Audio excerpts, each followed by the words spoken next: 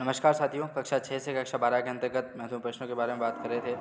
तो हम बात करेंगे आज कक्षा 7 के बारे में। तो कक्षा 7 का जो विषय है उसके बारे में, सामाजिक विज्ञान के बारे में। तो नवा इसका क्यों है जो रिपीट करो इसको। नमस्कार साथियों, कक्षा 6 से कक्षा 12 के अंतर्गत महत्वपूर्ण प्रश्नों के बारे में बात कर रहे थे जो 100 क्वेश्चन होने वाले हैं।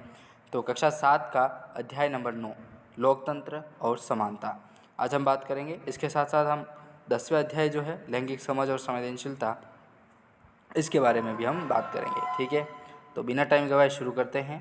ठीक है, तो देखिए, सबसे पहला प्रश्न आता है कि लोकतंत्र की बुनियाद क्या है। तो कानून का संचालन जो है वो लोकतंत्र की बुनियाद हो जाएगा। ठीक है, यहाँ से हम देख सकते हैं।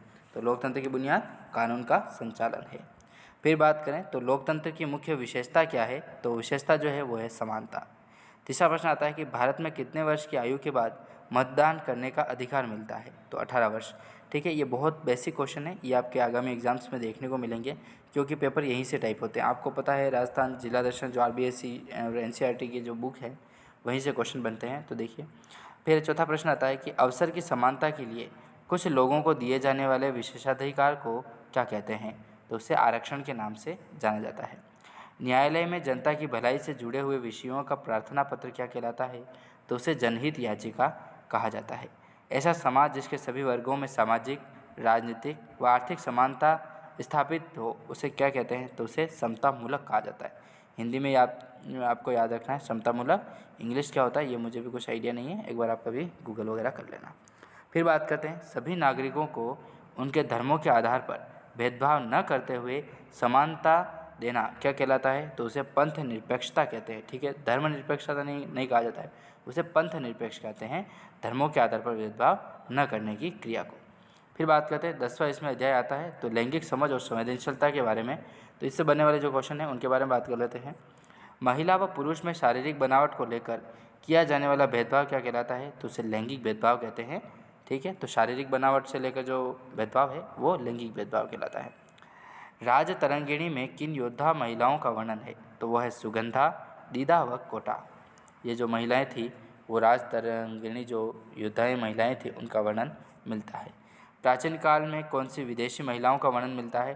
तो वो मिलता है गार्गी, मैत्रेयी व लोपामुद्रा। विधवा विवाह के संबंध में जागृति फैलाने का कार्य किस महापुरुष के द्वारा किया गया था। तो ईश्वर चंद्र विद्यासागर के द्वारा यह कार्य किया जाता है। महिला शिक्षा के क्षेत्र में किसने महत्वपूर्ण प्रयास किए हैं। तो दयानंद सरस्वती के द्वारा महत्वपूर्ण प्रयास किए गए हैं महिला शिक्षा के क्षेत्र को लेकर के। नारी उत्थान के लिए कौन जाने जाते हैं। तो नारी उत्थान के लिए महात्मा ज्योतिबा फुले व सावित्री देवी जो फुले हैं वो जानी जाती है, ज्योतिबा फुले और सावित्री फुले। जनगणना 2011 के अनुसार राजस्थान में लिंगानुपात कितना है। तो ये हो जाएगा 928 प्रति 1000 पर। 2011 के अनुसार बात कर रहे हैं अपन। फिर बात करें 2011 के अनुसार ही महिला शिक्षा अनुपात कितना है। तो ये हो जाएगा 52.10%। जनगणना 2011 के अनुसार राजस्थान में पुरुष साक्षरता अनुपात कितना है। तो ये हो जाएगा 79.20%। ठीक है, तो इस तरीके से आपको एक प्रश्न याद रखने हैं।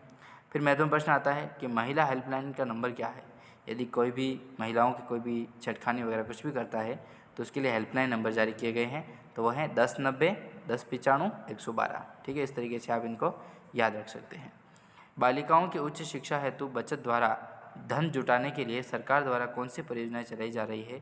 तो वो है सुकन्या समृद्धि योजना। ठीक है, उनकी उच्च शिक्षा के लिए जो धन जुटाने की क्रिया है वो सरकार के द्वारा परियोजना के माध्यम से चलाई जा रही है। तो वह है सुकन्या समृद्धि योजना। महिला व बाल कल्याण के द्वारा सरकार द्वारा कौन सी परियोजनाएं चलाई जा रही है। तो वह है जननी सुरक्षा योजना। महिला व बाल कल्याण सरकार द्वारा, ठीक है, तो वह है जननी सुरक्षा योजना।